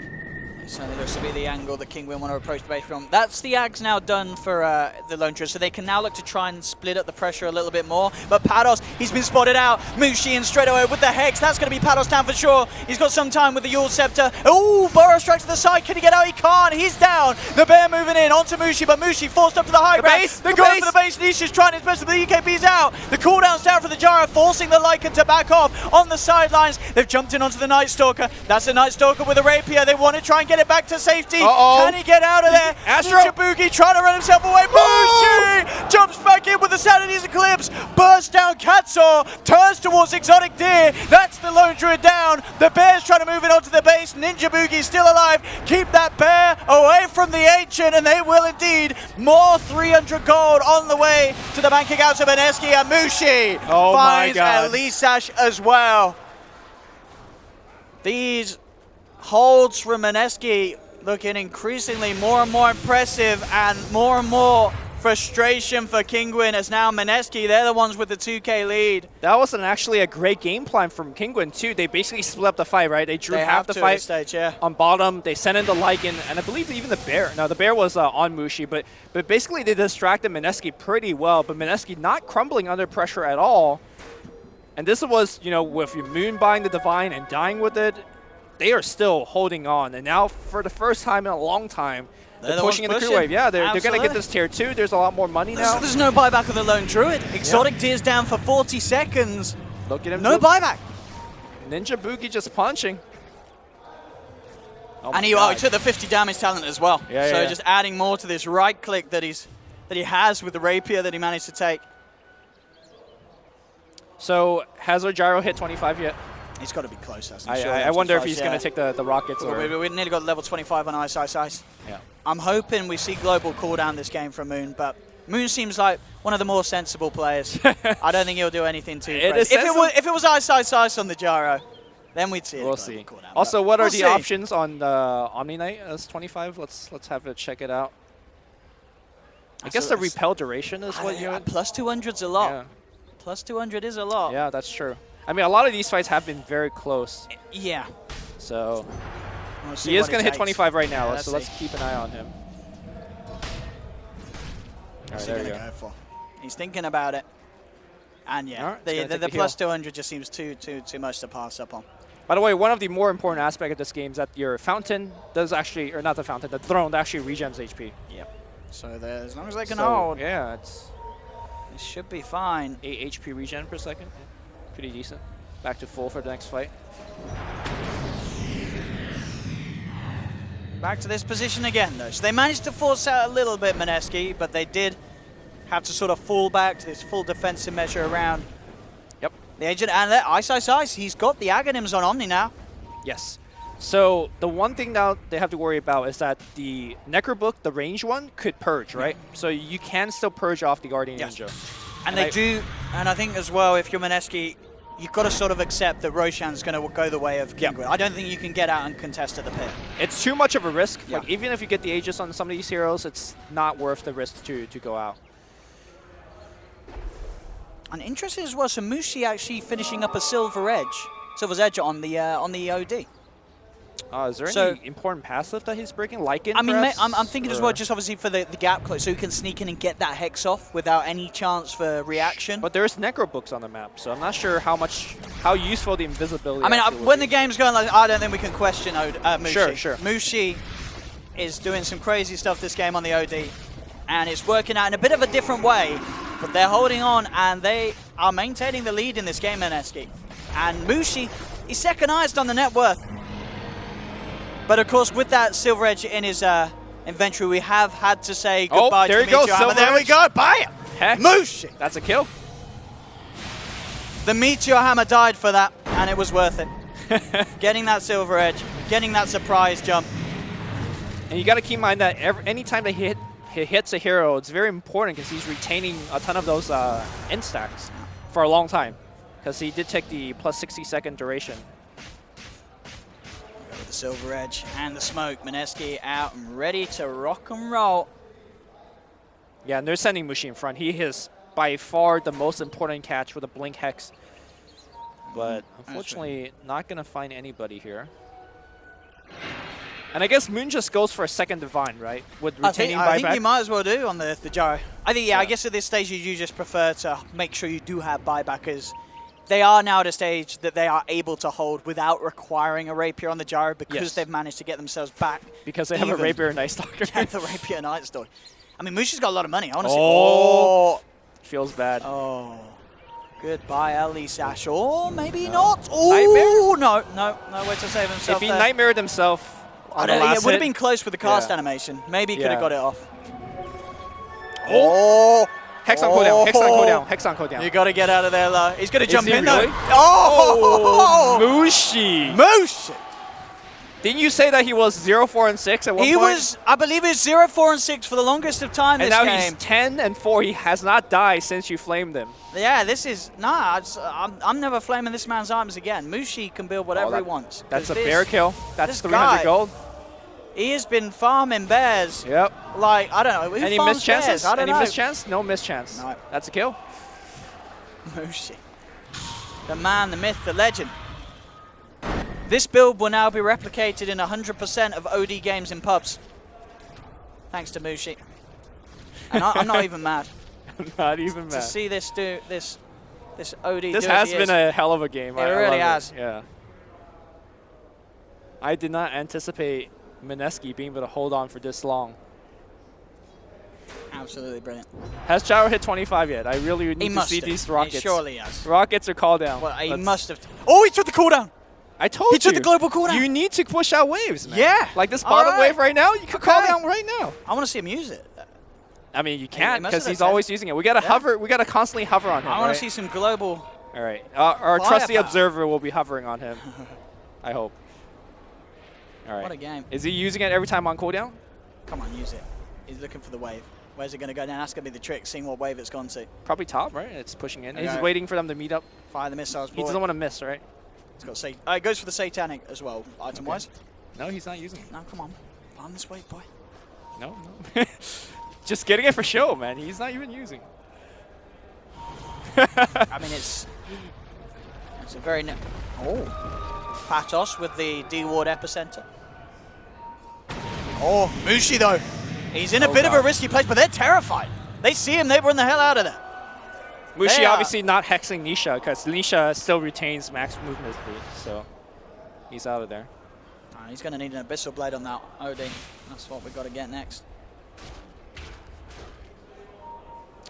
Again, you said it about 20 minutes ago. If Mineski makes one mistake, they lose. Right. We're still in the same position. And that still is. If one of their cores dies without buyback, Yeah. the base is gone. But they're up 9K now. Like Yeah. they're mega. They're in up 9K. That's Look at this graph. 20k gold lead that was once there for Kinguin, and it's all gone. Yep. It's all gone. Now, it's going to be a rapier queued up by Moon after the Satanic. So looking to go for that bit of extra firepower himself. All right. Upgraded bots for BOT2. Mushi. So I think this allows one of their supports to like rotate out of the base, and now you could Yeah. BOT2 onto them after they find a catch. Yeah, a little easier for them to sort of cover multiple lanes and, as you say, yeah, just get Mushi in position for that hex. And they even have backup global cooldown to assist in damage. For the kill secures. Yeah. There you go. There we Hey! go. Global cooldown. Where's your wave now? Well, it's still It's there. still there. It's still there. Not quite enough damage, of course, on global cooldown to deal with the Mega single-handedly. And look at Mushi. He knows. He's just like, oh, don't get caught, Mushi. You are. Gotta be careful, and he's being careful. He's being careful, Mushi. Mushi is actually, I believe, the hero that does the most damage on his team right now. Definitely, yeah. With the amount of int that he's got. Well, he's got no in now, but Sure, I mean, yes, the int from his items. Yeah. Yeah. With the Mystic Staff and the Shiva's Guard. and unlike 40 minutes ago where he actually doesn't survive long enough to actually get off instacks, that's no longer the case. And look at his hero damage now. Remember, we're looking Yeah, at hero there damage. you go. It was the lowest on the team. I've been Now, dropping hammer. 41k hero damage. When he's he been dropped punishing. the meteor hammer, he also is dropping sanity hammers. This is true. So, what will break first? Kinguin's patience? I don't know. It's getting close to that 1 hour mark, which, to be fair, we haven't seen too much in the game recently. We've had a lot of sort of the 40-minute mark has been very, very consistent. Oh, here comes Smushy. Oh.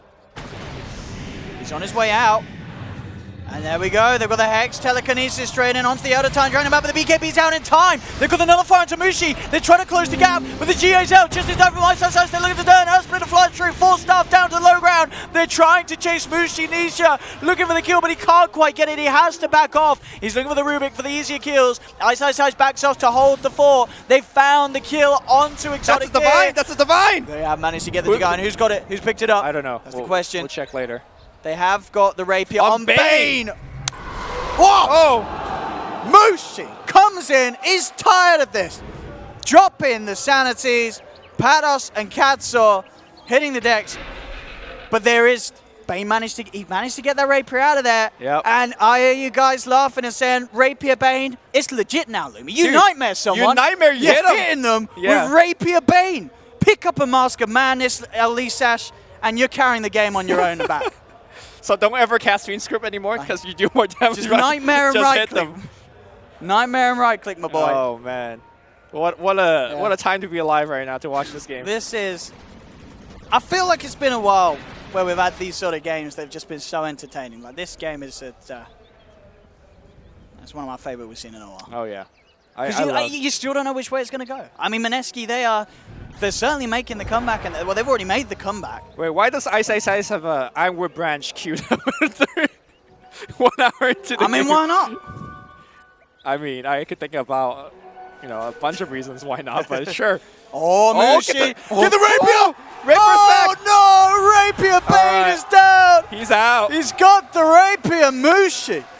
Oh my god. I think... I wonder what item is the least important, because I think the Pika is really important. I think the Pike, but you have got the Blink for your position. Yeah, you do. Okay, so he's going to swap the boost out. And yeah, I think that's the best way to go. Yeah, put the boost to the side. He's not having to TP from lane to lane too often, and with the Blink, the Silver Edge movement speed boost when you're in the Invis, and the Hurricane Pike, you've already got enough mobility. Yeah, and the Shiva might not seem very important, but it really is, because the way that he's looking for these, Shiva gives him vision, right? He pops the Shiva, he finds somebody, and he blink hexes. Oh, if they can get Roshan as well, Mineski, it's back up in 15 seconds. This is very dangerous, because Wolves could be scouting you right now, and he doesn't know that. I know he saw the Wolves die, but Wolves could be coming as well. So Mushi, again, if he dies, he's forced to buy back, and you just don't want to be in that position. But look at the buyback status. Every members of Mineski have buyback. They've got it all. And nearly everyone on Kinguin, just 2 members without the money. If they take one fight and they get like 1 kill, then they'll have money as well for the buyback. And they've still got the Refresher Shard on the Lycan. So they do still have that sort of double duration. And he is quite a threat. With the Nullifiers, we saw if he can get on top of a target, double Nullifier, double BKB. I don't know if he's doing enough damage anymore, though. Like, he's not killing quickly enough. He needs to focus really the same target as Exotic D. If the Lone Adrenaline can go on a target with the Nullifier, with the Root, they get the kill. There's Astral. Yeah. There is the Guardian Angel. There's so many different ways for Mineski to prolong the fight, to save the hero that they need to save. There's 4 staffs and stuff. So he's got an MKB now as well on the line. Okay. So extra attack speed with the shapeshift, more chance of hitting the crits. They're going into the pit here. Mineski, they are close. Oh, no, they're going to find the Bane on the side. That's one down. That's Bane gone. Kinguin, they're scared. They're just going to TP out. That's Roche. Like, Mineski could get Roche right now, but they got to be very careful. They ping it out. They got global call down. Oh. Here we go. That did nothing, but helped. It's all about the mind games. As you say, it does force themselves away from the Roshan pit, Mineski. So Roshan will still live to see another day for now. Ninja Boogie. Feasting on those juicy bounty runes, as you mentioned, at this stage of the game. And back towards watching over the pit between 2 sides. Ninja Boogie looking for that wraparound, though. It's coming in from behind. Shapeshift popped by Nisha. Ninja Boogie silencing up the lone druid. Split it down. Mushi able to force himself up to the high ground. Nisha going to continue to chase. He's looking for this OD. They've got the Nullifier down on him. Have they got the damage? They have the Spirit out, but Mushi's able to get far enough back to the safety of iSize. He'll be fine for now. Abyssal Blade dropped onto the Night Stalker. Pados coming through, but the GA, Axe GA, the global play from iSize, keeping his team fighting fit. Now they turn towards the outer time. Katso left behind. Global cooldown slowing Kinguin on the escape, allowing Mushi to close the gap onto the Lone Druid's Bear. More gold into the pocket of Mineski as they take that down alongside the Elder Titan. And Moon wasn't even in that fight. That was a straight up a 4v5, but he participated with the global cooldown. He's got money for his own rapier as well now. So, do they care about Roche? They ping it out. They could do it very quickly because of the OD. And they go. OD only with the 20 int, but still hitting it. Still a decent bit of a punch, yeah, with the rapier, of course, on Mushi. They want to They're coming contest. back in. Pados goes in with a 3-man burst. Try to they have the damage. He's going to be stunned straight away. The move with the Abyssal onto Mushi. BKB popped by the bear with the spell immunity talent. They nearly find the Night Stalker, but do they have the damage? Shapeshift coming out from Nisha. Looking towards Mushi. No. Who's he going to turn for? Refresher jump pop, but the Sanities is out from Mushi. It punches down. They take it down the bear. Cats are falling low as well. Mineski, they take 3, 4. Night Stalker to fall. Moon gets the triple kill as Kinguin knocked out of the pit. They do have 2 buybacks, but they are not coming back in to contest this Roche, as Mineski will find it. Refresher Shard, G's and Aegis into the hands of Mineski. And that's multiple Guardian Angels for Ice Ice Ice. I believe he has a Refresher as well. So he has a Shard, he has an actual Refresher, and he has Guardian Angels. Mineski constantly keeping... No, he's not going to refresh yet, but he's got money. He's still got a lot of money. Yeah. He's still got the Tango or a GG branch. GG branch is... All right. Second Divine Purchase on Moon. So, I mean, the question is there the time here for Mineski to push and, and finish the game? Or can it's the they time still right hold? now. It's the time right now. Like, at least you try to do some damage. If they buy back, then you respect it and go back if you want to. I mean, there's 4 heroes dead. It doesn't get any better than this, right? Moonshard Purchase from Mushi. He needs more attack speed. bomb as well. I don't He's not think going to he's see going to check it. it. No. Yeah. With Divine, Mushi's going to hit the base pretty hard. Here we go. See how quickly they can do this, Mineski. Onto the tier 3. They do have those 2 buybacks on Pados and Nisha. They're holding on to them for now. They're going for Megas of their own. They're playing it safe. Yeah. They know that Kinguin will be back for one more fight, so they don't want to try and end the game. Yep. They just want to try and balance the situation that they are in. Jaro cancel his TP going to mid because he wants to push that tier 2 bottom, making sure that if they possible, they could get the Mega. But they need to deal with the bear right now. The bear is in their base. Oh, no. Got summoned back. And that will be it. They only get 2 sets of racks. Ninja Boogie. Mid lane, Might get Patos. caught. He's looking to close the gap. 4 stars Oh, for the BKB! He's out.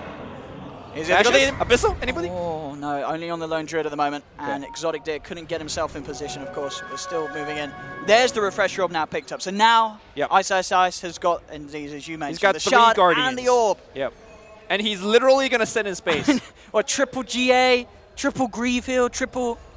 Oh, the Grease doesn't work, does it? Because there's like the buff timer. Yes, or something. but you could refresh, let's say... The Purification with the level 25 talent, that's Repel, a lot. Repel being the big one here. Yeah, 3 also repels.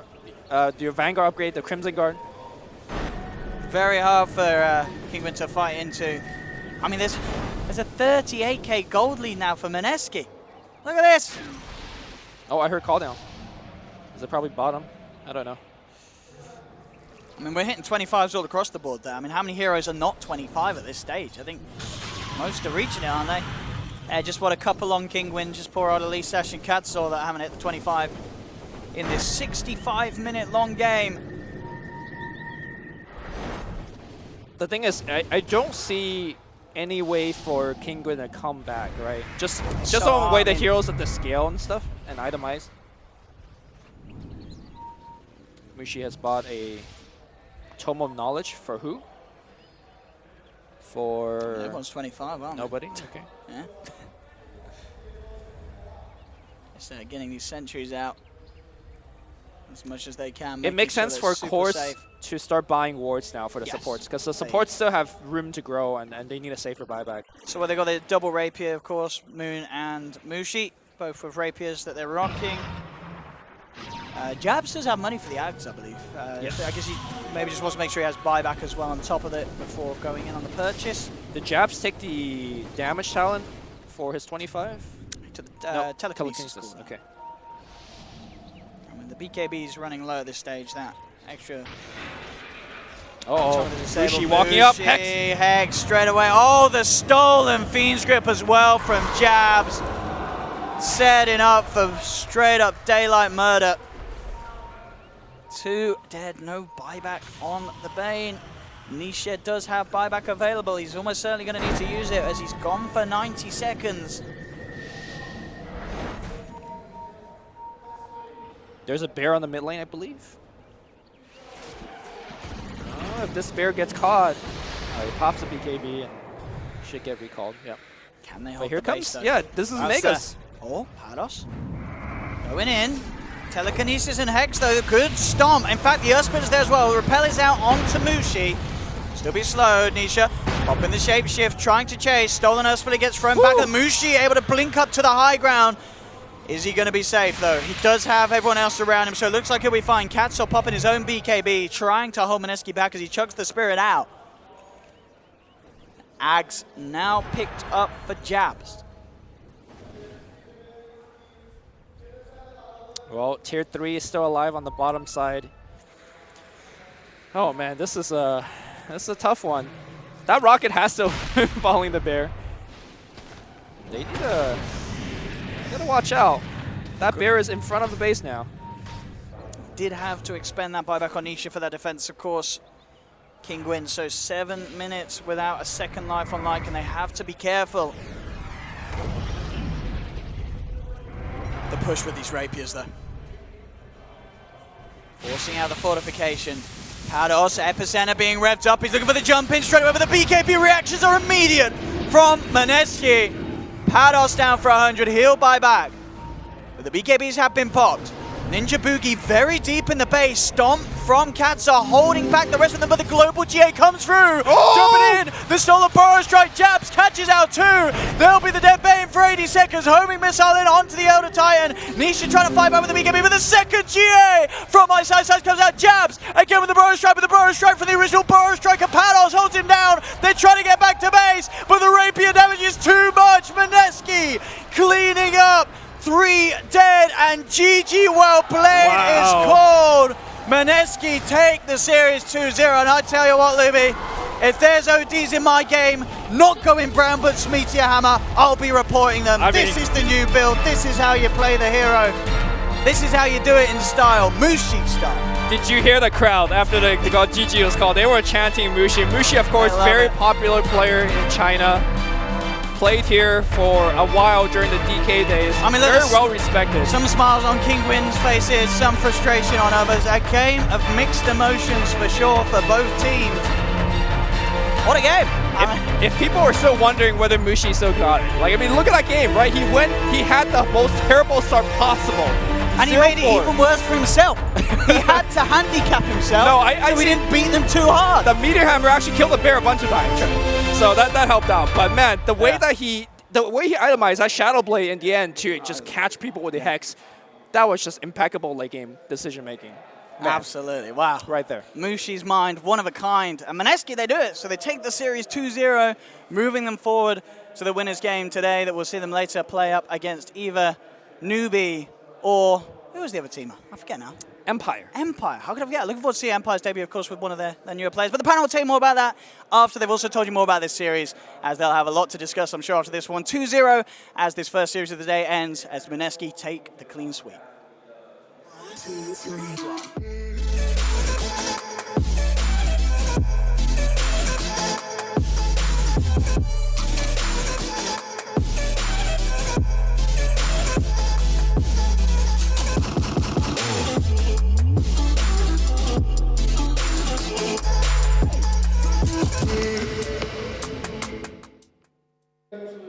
You hear us say it time and time again. Sometimes jokingly, sometimes seriously, but this game just proved it. There's always a chance when playing Dota. There's never a reason to give up. You fight till the bitter end, and I think Mineski just proved that with this game, because we thought it was over, the crowd thought it was over, commentators thought it was over. Cap, did you think it was over? I thought it was over. Cap, Period. I mean, I did not think it was over. And I told Cap when he said, the problem is, these teams, if there's a 5% chance to win and they drag it out, but the other 95% of the time, think of the man hours you wasted. What did I say, Cap? I said they're going to win this. I said, I guarantee you they're going to win this. You did not say. I said all of those things. You did not say that. I absolutely did. My memory is perfect. Of course I knew they'd win. Of course. Put my house on it. Obvious. Most obvious comeback from Megas ever. Obvious. Well, there's a lot of threads to pull on here for in terms of story throughout the game. Yeah, which post-game analysis do you want? So- Yeah, let's roll back to the very start. We're with going the- back to the very start Yeah. because I think Mushi might have heard us talk about how when there's an OD in the game, Sanity's Eclipse is like dropping the hammer. I think he took it a little bit too I literally. think he overheard the word hammer Yes. only. And he's Hammer? like, I've got That to sounds build a great idea. a meteor hammer first item. Hey, that dude won the Yes. game with He that build. You know definitely what? did. OD flamed him at some point. By the way, that is not one assist. That is like over 10. That just doesn't show up.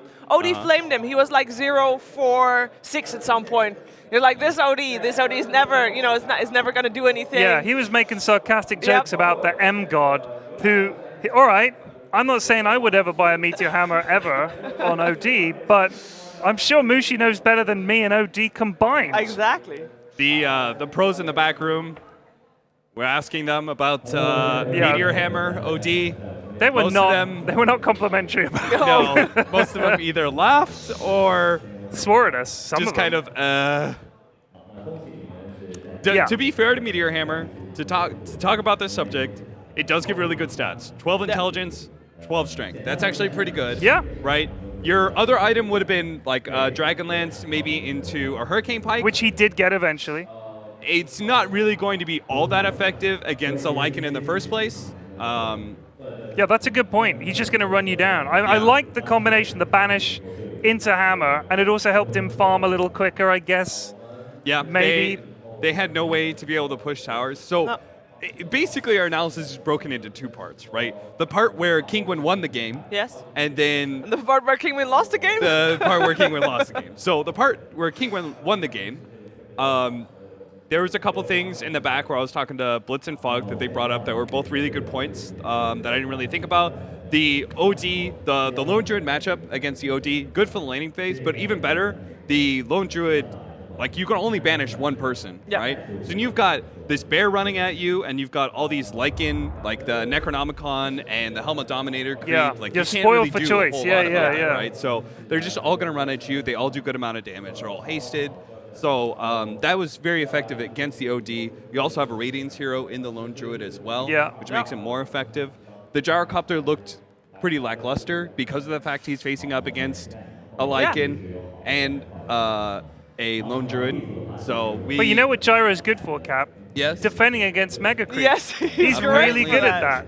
He didn't even And, have the uh, cooldown, excuse me, he didn't even have the flat cannon talent. No, he took the He went global Rocket cooldown. Barrage. No, he took the global cooldown as well, right? No, Yes. I was sorry. I was talking about level Right. 15. You Yeah, get yeah, plus yeah. 3 flat cannon charges. Yeah, Instead, no, he went for the Rocket Barrage. Rocket Barrage and the Yeah. global cooldown, and then he got a. I don't know if did he get a rapier at the end there as well. I can't remember if they had one each. They had one each because the first one was built by the Gyrocopter. Yes. And then he lost it. And then he lost and it then promptly Night Stalker picked it up, and to then Night Night Stalker Dude. died. Night Dude died. Then Bane got it. Bane got it. And now this is the thing. The Cap kept saying, "Stop getting picked off, Kinguin, please," because it did seem to happen quite a few times. Yeah. And if I'm not being funny, but if you're the Bane and you're like, "I'm glad I'm going to go ward near our secret shop," it's like, well, that's a good thing to do, but don't go alone. Oh no, I'll be fine. Just I'm want us sure out nobody's there. on the hunt for me now. Yeah, I'm pretty sure OD's just going to go boop, turn you into a chicken and steal your favorite sword. It's so. like every Yeah. single one of their players. literally every experience single the one. same, Yeah. They're like, oh, the OD's out here with Shadowblade. Like, oh, jeez, I didn't expect that. And then you hear like 2 minutes later, oh, the OD's out here with Shadow. I didn't expect that. Guys, Like, OD's got a Shadowblade now. All right. Yeah. Yeah. But Mineski, so Mineski lost the game at first, right? Yes. So let's talk about the second half where Kinguin lost the game. Was it courtesy of Kinguin just dying one by one? we were talking Or was about it this. Mineski just playing super well? Because they played it perfectly, right? They did play perfectly in the late game. I think Mineski completely understood what they needed to do, and it didn't look like Kinguin did. It looked like they were kind of like, how do we stop this horrible thing from happening where we've won a game and it's Yeah. just slipping away from us? I think they thought, why haven't they given up? Like, this is what teams do. You Why get didn't mega they creeps call and they GG? GG. Because there's a game 3. You could just go game 3. And Mineski was like, no. We know what we're doing now. And we can see the 5% of the time, Cap, it's worth it every time. Also, shout out Mushi- to my boy Omni. Those ults were... They were good. Turn it around. Get that refresher up. Omni ult. Mushi so good. definitely carried the hell out of this game. Yes. Kinguin, we already talked about the fact that they played a little bit too loose. They let the pickoffs. Whenever you're facing an OD, especially at level 25 or Slark, Like, you don't let them get these pickoffs because they naturally build Right. up, right? They have all this I mean, extra that talent, an intelligence. extra minute of insta-steal, Yeah, it's ridiculous. It's huge. Yeah. very important. And he got like a triple kill with an eclipse and everything. It was like, oh my god, it's actually happening. It's the dream OD game at the end. The Yeah. start, not as much, but Yeah. towards the end, for sure. There was some team fight decision making that wasn't so good. Like the last team fight, I saw them trying to lead with Epicenter, but you're facing up against a Night Stalker. Really, that's just like a big heads up. Hey, we're gonna jump you now. Yeah. So the OD was able to back away from the Burrow Strike. Their decision making within the team fight in who they're targeting was also pretty poor. You saw a lot of times the Lycan would just run around in circles, not really sure who to target. They never Yeah. really focused one person down a lot of times. Just a lot of different issues post 40. Do you know what I think is also interesting? Is that having taken the Megas, the best part of their heroes was actually kind of countered by there not being any buildings. Yeah, Think about it. Other than the Ancient, you're you're not absolutely right. great at you don't want to fight at that point, right? So once the buildings are gone, Cap, you've lost your advantage. What happens then? Lycan's great at taking buildings. Well, You guess can't what? you can't He split push anymore. You can't split push the Ancient. There's buddy. only one building There's left. one in the front. building. They just stand around it. Do you know about the Chinese proverb? What is it? So the Bold Chinese, man should shut his mouth? something Or like that. Is there yes. another No, one? the Chinese proverb apparently when they're talking about Dota, when they lose 2 lanes of racks, Right. it's like the game is easier because you only have to focus on 1 lane. Perfect, Right? yeah. Now this is the easiest mode. Easy you as only it have gets. 1 building to defend, Yep, right? perfect. I guess you just broke the meta, Ted. Yeah. There you go. Easy. You figured That's how it you all defeat out. Lycan. You lose the buildings, he has lost his power. Same with Lone Druid. Amazing at taking buildings. You have no Think about power it. here. Think about it. Seriously. Anyway. Mineski, they take Yeah, the well game played. and therefore they take the series, and that puts them in the upper bracket. We can take a look at that bracket right now. We are in Group B. Group A was yesterday, Group B is today. Mineski is going to wait for their opponents. It's going to be either Newbie or Empire. Those 2 teams will face each other next. And then tomorrow, Kinguin will be playing again, and they will play up against the loser of that matchup. And they will play elimination matches only tomorrow. That's going to be scary. I think there's a couple of good points for Kinguin as well. I mean, I mean, you never want to hear this, but they almost won, you know. Yeah, they did almost win. Did almost win. I mean, it doesn't bode that well for Mineski that they almost sort of lost. I Yeah. think, because the first game they looked really dominant. But Yeah. like we said, that was a drafting thing. I think Kinguin actually really beat them in that game, and then they beat themselves, Yeah. and that was a big problem. No, you're Poor absolutely Kinguin. right. You got to feel for them. Oh yeah, that's a rough exit for Yeah. sure. Well, actually, it's not entirely exit, an exit. It's technically, yeah. it's a drop down to the lower bracket. But Yeah. for today, for them, it's an exit.